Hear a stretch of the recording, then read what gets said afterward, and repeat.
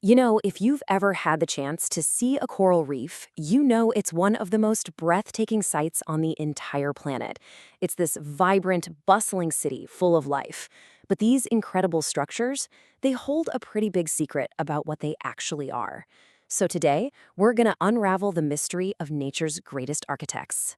When you picture a reef, what's the first thing that comes to mind? For a lot of us, it's like an underwater garden, right?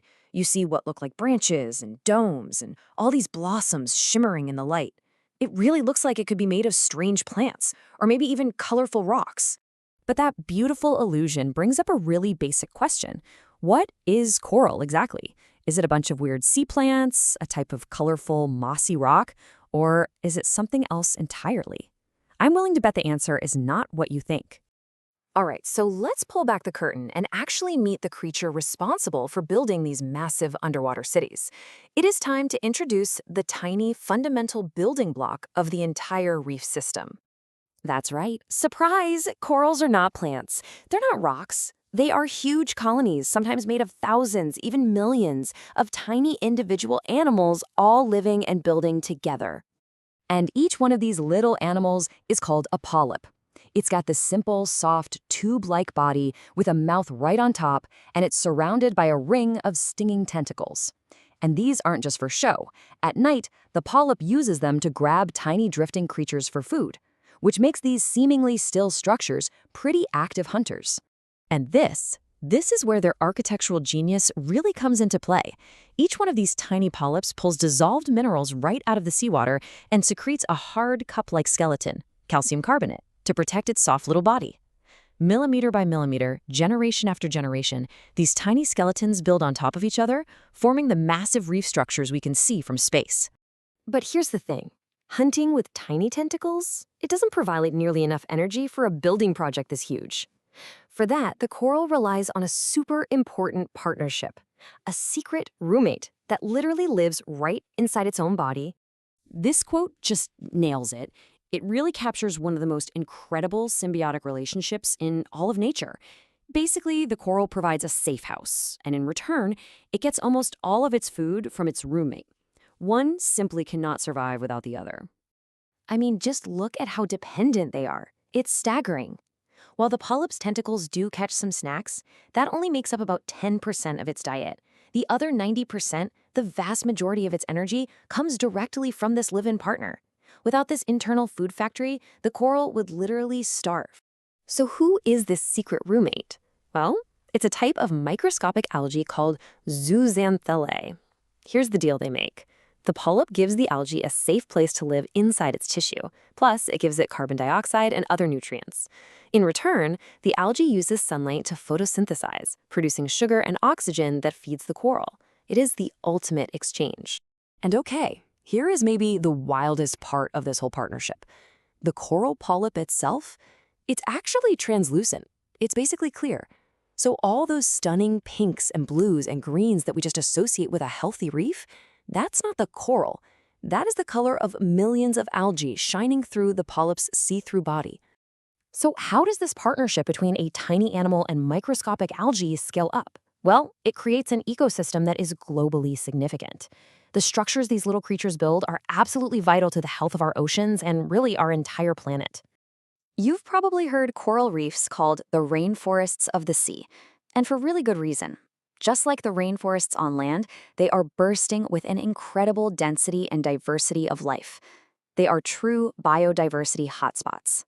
And just think about this number for a moment. Reefs cover less than 1% of the entire ocean floor, less than 1%, yet they provide essential habitat, food, shelter, a place to breed, for an astonishing 25% of all known marine species.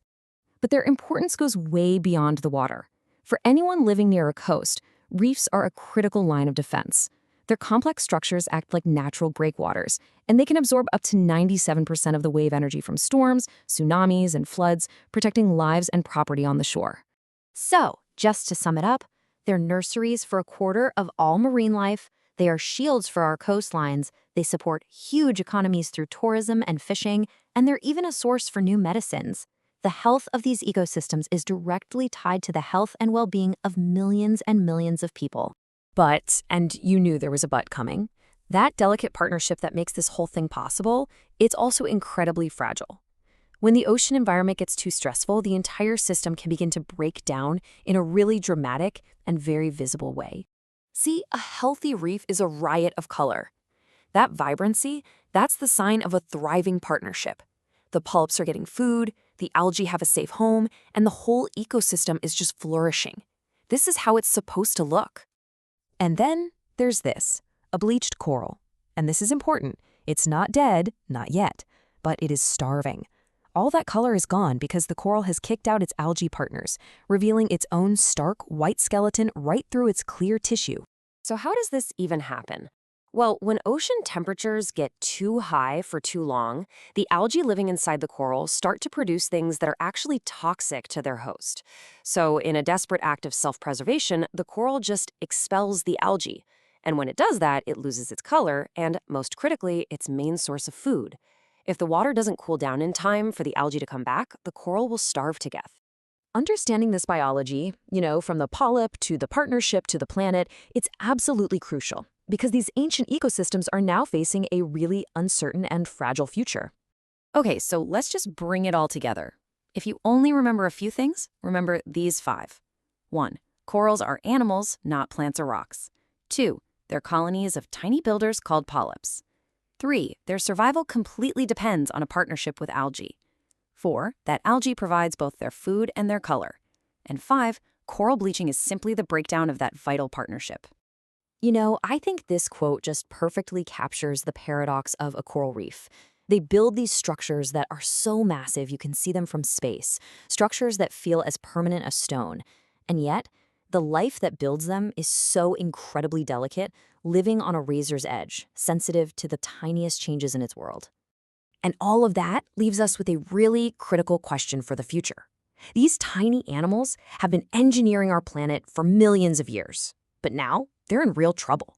So the question is, can we and will we do what it takes to help nature's greatest architects rebuild their magnificent underwater cities?